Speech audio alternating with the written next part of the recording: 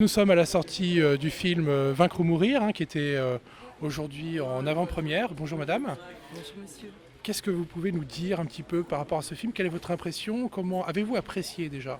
Alors un film tout à fait éblouissant, tant au niveau de l'histoire qui est poignante, c'est-à-dire que on a toujours appris dans les livres d'histoire les guerres de Vendée, mais là on a le côté humain du personnage et cette idée d'honneur jusqu'au bout, jusqu'à la fin, c'est quelque chose qui est, je pense, une leçon pour tous les spectateurs qui étaient là.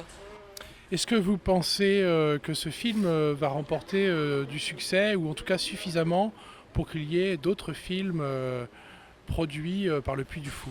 Alors, je suis très admirative parce que je suis allée au Puy du Fou comme les autres et j'ai été enthousiaste de ce que j'ai vu. Mais je pense que là, cela va donner une publicité, ça va permettre de diffuser la beauté de la France, la beauté du patrimoine français et puis des valeurs qu'on ne défend plus ailleurs. Et je crois que ça va être vraiment un instrument de diffusion. Est-ce que, après avoir regardé ce film, vous avez eu l'impression qu'il était orienté royaliste ou catholique, ou est-ce que vous avez plutôt trouvé qu'il y avait une forme d'impartialité, on va dire, par rapport à la retranscription de l'histoire? Alors une vraie impartialité parce que l'histoire que l'on défend aujourd'hui, ce n'est pas la vraie histoire.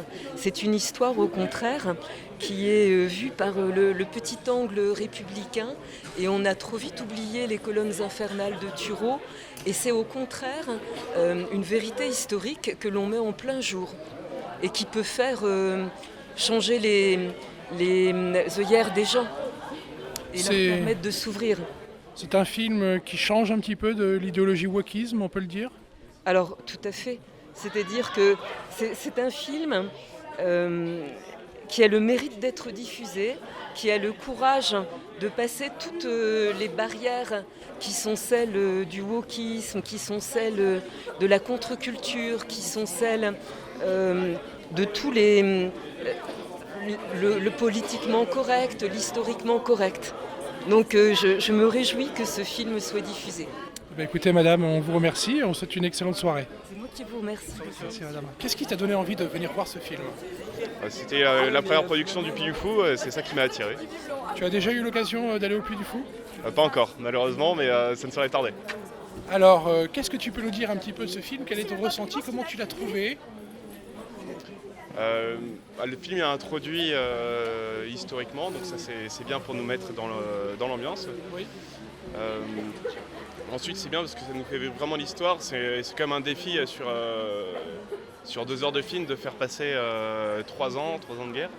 Je trouve que le défi a été bien relevé et le rendu est excellent, j'ai trouvé. D'accord.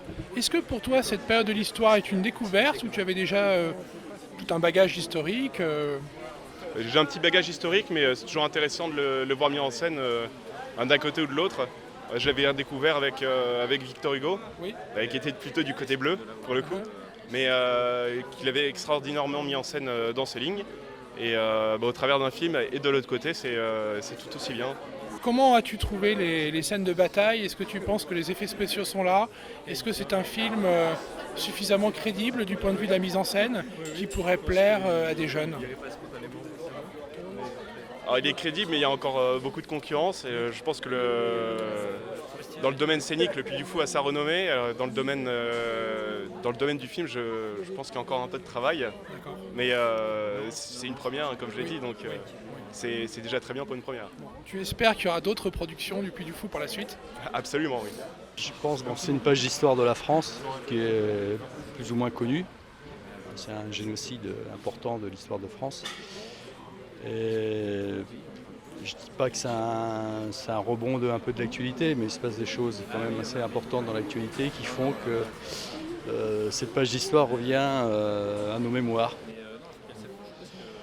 Vous trouvez que ce film met en scène de manière crédible les horreurs de la guerre et qu'il pourrait nous faire un peu comprendre, par exemple, ce qui se vit en Ukraine? Là, récemment, la religion orthodoxe est un petit peu visée par le régime ukrainien. On voit que durant la Révolution française, c'était le cas aussi pour les prêtres.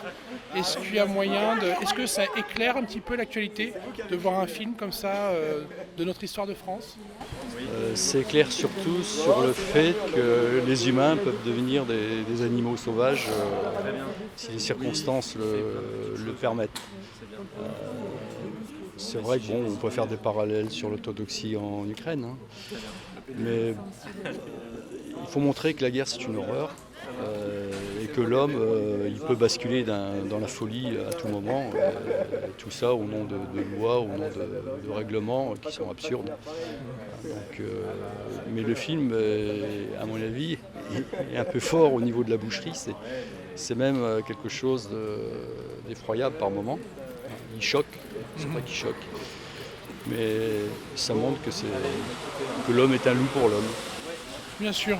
Est-ce que vous avez trouvé que ce film était orienté catholicisme, monarchie, ou est-ce que vous avez plutôt trouvé que les faits étaient rapportés de manière assez impartiale finalement? Non, je pense que c'est quelque chose de relativement impartial.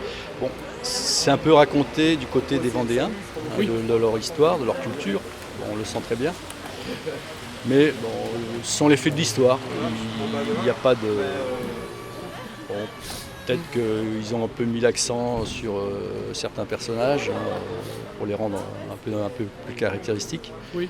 Mais bon, sinon c'est... Vous regrettez peut-être qu'on ne voit pas plus les autres généraux, notamment de l'armée catholique et royale? Tout est un petit peu centré sur Charette, alors qu'il a Parce quand que même moi eu... je suis une promotion de Saint-Cyr qui s'appelle de Catlino, capitaine de Ah, Catlino. voilà, oui. Donc effectivement on a tout focalisé sur Charette Oui. et ça fait un film finalement sur ce que pense Charette et toute sa vie et sa carrière, quoi. Enfin, jusqu'à sa mort. Est-ce que vous pensez que ce film, qui est un coup d'essai, on va dire, hein, pour le Puy du Fou, est le premier peut-être d'une longue lignée? C'est presque un coup de maître, ouais, parce que bon, on reconnaît effectivement la patte du Puy du Fou, leurs cascadeurs, tout leur savoir-faire. Oui. Non, mais c'est un excellent film, mais à déconseiller aux âmes sensibles quand même. Bon, bah écoutez, on vous remercie monsieur et très bonne soirée.